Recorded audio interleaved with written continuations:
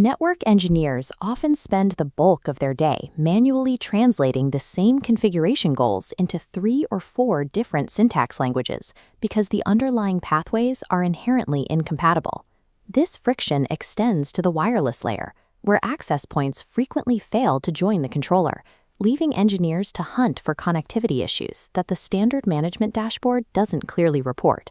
In this session, we are using a unified AI prompt to deploy VLANs across Cisco, Juniper, and Aruba environments simultaneously before moving into the WLC to diagnose and fix a stalled AP join using system logs.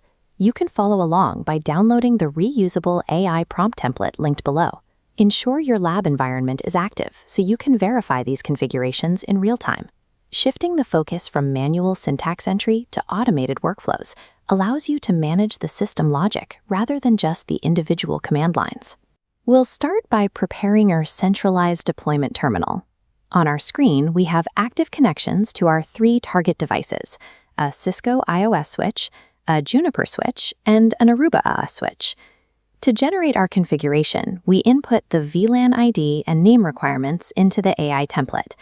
The template is designed to output the specific, valid syntax for all 3 vendors in a single block. We push the generated configuration scripts into the Cisco, Juniper, and Aruba command line interfaces. While Cisco and Aruba apply changes instantly, the script includes the mandatory commit command for Juniper to move the configuration to the active state. We validate the deployment by running the show VLAN command on every device. The outputs confirm that despite different syntax, the VLAN ID and name parameters are now identical across the multi-vendor backbone.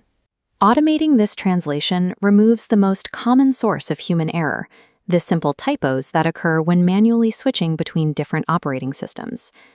Now we move to the wireless layer. We are looking at the connection path starting from the core switch, through the wireless LAN controller, and out to the access point. We apply our automated configuration parameters to the WLC. This setup defines the AP group and establishes the SSID that our client devices will use. The controller reports that the SSID is active and broadcasting, which we can verify on our local test device. However, the AP itself is failing to fully initialize. The dashboard shows the hardware is stuck in a discovering state, meaning it cannot establish a stable link with the controller. Automation has provisioned the settings correctly, but we need to look closer at the device-to-device communication to find out why they won't handshake. When the high-level dashboard doesn't provide a specific reason for a join failure, we must pull the raw system logs directly from the WLC terminal. These raw logs can be difficult to read because the controller reports hundreds of background events every minute.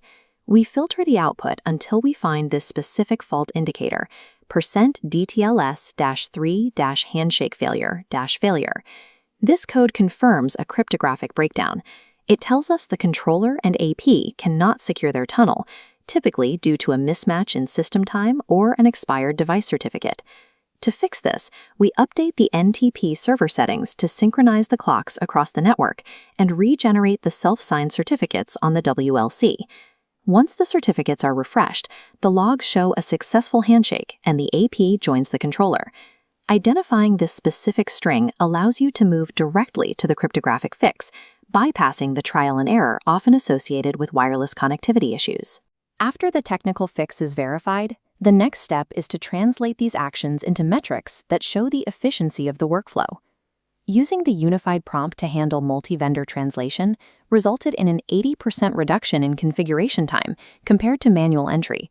By standardizing the log analysis for AP joins, we also reduced troubleshooting time by removing the need for GUI-based investigation. These metrics show exactly how many hours are reclaimed when common deployment and troubleshooting tasks are standardized. Reporting these specific time recovery figures provides the data needed to secure support for further automation projects.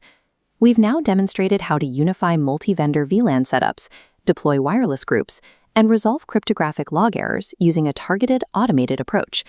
Download the AI prompt template to start applying these logic-based configurations in your own lab.